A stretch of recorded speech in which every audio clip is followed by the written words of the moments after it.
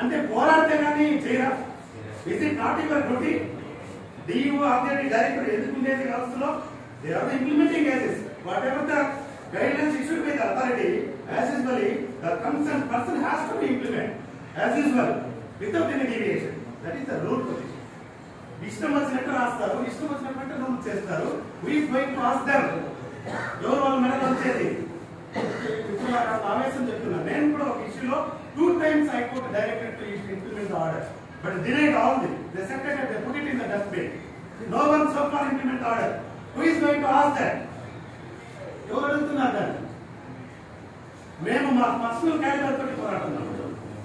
అతను ఒక ఎంక్వైరీ వేపిస్తే ఒక పలానా సార్ తప్పు చేశాడు, అతని ప్రాబ్లం ఉందండి, అతను ఇర్రెగ్యులర్, అతను ఏదో ప్రాబ్లం అయ్యా డైరెక్టర్ కి కలెక్టర్ కి మనం ఆర్జేడీకి ఇస్తే దాన్ని మెసేజ్ చేసుకుని ఇంకా అప్లోడ్ చేస్తాం.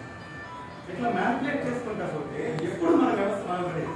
కాబట్టి కన్స్ట్రక్టివ్ గా అన్ని చోట్ల కూడా ప్రాబ్లం ఉంది. ఫస్ట్ సెట్ చేయాల్సింది గవర్నమెంట్ తో మనకు పని లేదు, మన విద్యా వ్యవస్థలో పనిచేసే ఆఫీసర్లు వెళ్ళవచ్చు. వాళ్ళ డ్యూటీ వాళ్ళు కరెక్ట్గా చేసినప్పుడు గ్రౌండ్ లెవెల్లో ఒక టీచర్ క్లాస్ 10 నిమిషాలు లేట్గా పోతే ఒక హెడ్ మాస్టర్ కోసం చేస్తాడు, లేనిపోయి మాట్లాడతాడు. ఒక DO office, DO office, RJD office లేదా ఒక డైరెక్టరేట్ లో సాధారణంగా మనం పోయి పని చేసుకునే స్వేచ్ఛ ఉందా అనుకున్నాడు. ఇదేనా వ్యవస్థ అని అడుగుతున్నాను నేను.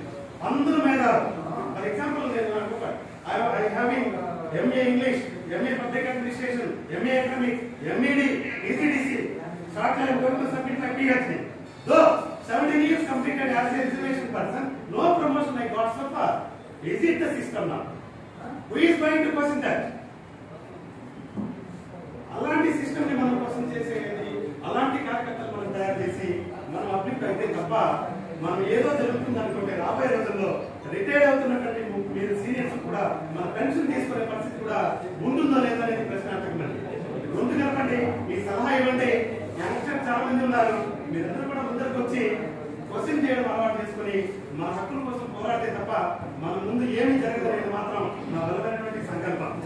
సో ఇది డిఏ గురించి, పిఆర్ గురించి కమిటీ మీద కమిటీ ఒక లెటర్ తీసుకోలేని పరిస్థితులు మనం ఉన్నాం. కాబట్టి ఇది ఒక బాధ్యత కాదు, అలానే సంఘ బాధ్యతగా మన నాయకుల మీద కూడా వదిలిపెట్టడానికి లేదు.